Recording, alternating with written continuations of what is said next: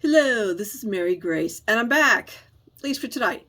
It is August 1st, which is just before the start of the Montgomery County Fair. So, of course, I am feverishly finishing things for the fair. I plan to have another video just after the fair where we'll see what the judges say. But for today, I wanted to show you the finishes from my last video. So first, I have finished the quilt for my son, older son that is. The quilt police will love me for this. I actually did hand sew my binding to the back like you're supposed to, because actually it really looks good that way. And I'm so proud of myself. I joined the binding together, which took me like 5 tries.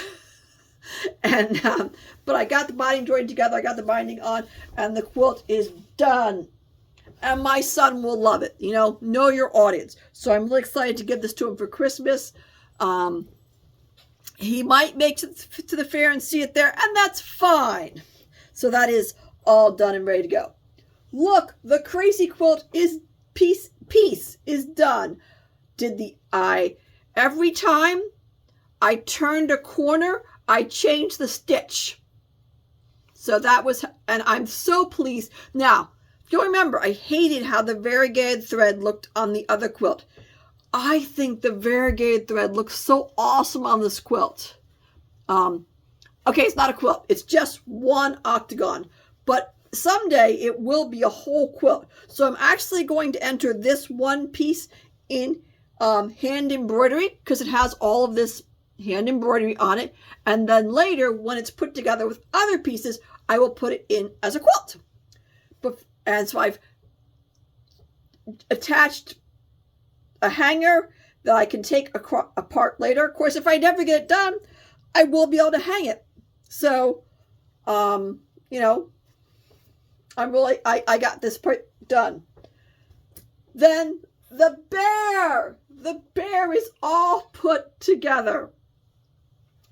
As you can see, I have put the bear completely together, and it is quilting adjacent because of all the pieces I've patched together. It's crazy quilt adjacent, and I'm quite pleased with how my bear turned out, and I'm sure my sister will love him. I will still have the same critiques this year because you can see the construction stitches right there. I tried really hard to hide my construction stitches, but with this center piece panel and trying to get the center piece panel to lay just right, there was just no avoiding it. Lastly, for quilting, again, in the future, one of the, let's go with 12 quilts in my head, is a quilt that will be made all of hexagons. I'll have all sewing stuff. Most of them will just be fabric that I've fussy cut, because I love to fussy cut my fabric. Lots of fabric go to waste, but I do love to fussy cut my fabric. And I wanted to have a few pieces that had some red work or some cross stitch mixed in, so I finished this one. And so that I can, again, right now it's actually going to go into the cross-stitch category. This is technically called unframed, which means it's almost guaranteed to get a blue ribbon. I'm going to put that in the fair. And then lastly, the theme for this year's fair is bee. And I found this gorgeous material that I'm actually going to use for my tablescape. And I made 2 coasters like this, 2 queen bee coasters, and then I went and made another hexagon and made myself one to wear in my hair. Unfortunately, it went through the washer machine, so it's a little worse for the wear, but it's fine. And I'm going to make a few more, maybe for some of the other people who run departments in the home art, so that we can all be queen bees. For my next video, we'll have my reactions to the judges' comments on all of my various pieces. And hopefully I'll have 2 videos in 1 month. That would just be wild and crazy. Thank you, and have a great day. Remember, stitch your own stitch. Bye! And also personalize things. Personalize things.